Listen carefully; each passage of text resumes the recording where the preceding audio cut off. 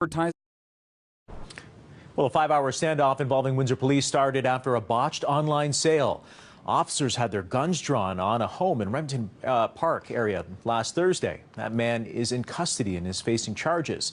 Chris Ensing joins us now. Chris, now you spoke with a man who was inside the home just before police arrived. What does he say happened?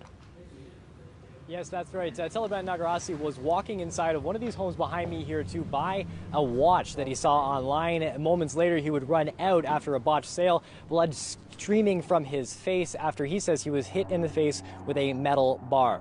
Now, this is video that he sent to us last Thursday to CBC News showing the swollen eye that he had while he was inside of the hospital. Nagarasi said that he went into the home to buy an Apple Watch, but when negotiating the price, found out that the watch wasn't up to par, and then he wanted to leave. After giving some money and getting the money back, he said that he turned around and the seller, the alleged attacker in this incident, Mike Allard, had then hit him in the face with a metal pole. Here's what he told me this afternoon.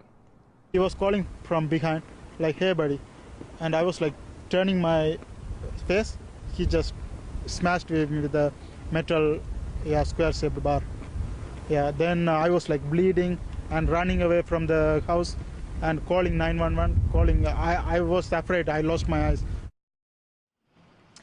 Nagarasa went to hospital, and that's when he watched the rest of it all fall out online. That's where that 5-hour standoff took place, just behind me here. Now, police were eventually able to arrest the suspect, Allard, who was then taken into custody and charged with assault as well as possession of a firearm. And now police said that there was at no point a threat to public safety, and Allard is currently in custody. Arms? Officers pointing a gun at a house in Windsor isn't something that we see every day here in the city. So what are police saying about the response?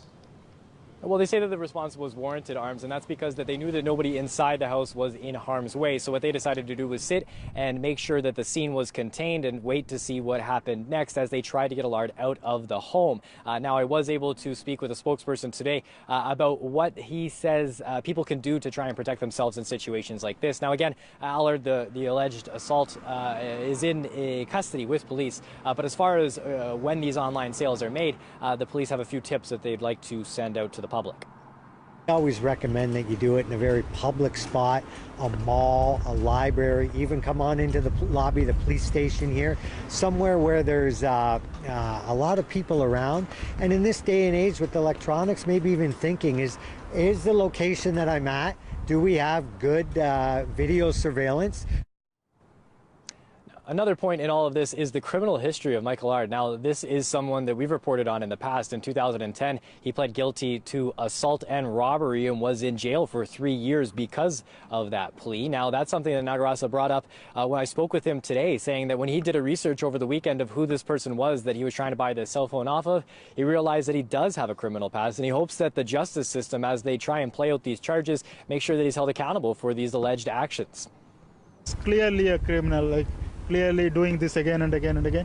He should be punished. Like, he shouldn't be thinking about doing it again.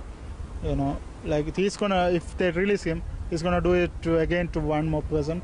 Then he's gonna talk like me and face the problem, and then, you know, it's gonna happen again and again. So you can hear the frustration in his voice there. He's really trying to break the cycle, he says, with speaking out today. He also said that he will take the tip from the police as far as buying stuff online in the future and making sure that he meets someone at a public space. As for his eyesight, Arms, he says that he's able to see fine. Thank you, Chris. A disturbing